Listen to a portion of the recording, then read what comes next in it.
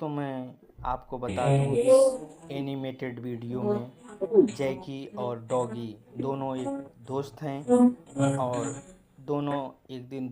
जंगल में घूमने के लिए जाते हैं और वहाँ पे एक बहती हुई नदी दिख जाती है और उस नदी को पार करने के लिए एक लकड़ी से बना हुआ पुल है और उस पुल पर से जाते हैं और डॉगी गिर जाता है पानी में और जैकी रोने लगता है, चिल्लाने लगता है और डॉगी भी चिल्लाता है, बचाओ मुझे बचाओ। वह डॉगी पानी में डूबने लगता है, जिसके बाद कुछ ही देर में जैकी उसके पास पहुंचता है और उसे गोदी में उठा लेता है। इसके बाद वह खुश होकर पानी से बाहर निकलता है और दोनों बहुत खुश होते हैं, गार्ड को थैंक यू बोलते हैं। वीडियो को लाइक सब्सक्राइब शेयर ज़रूर करें।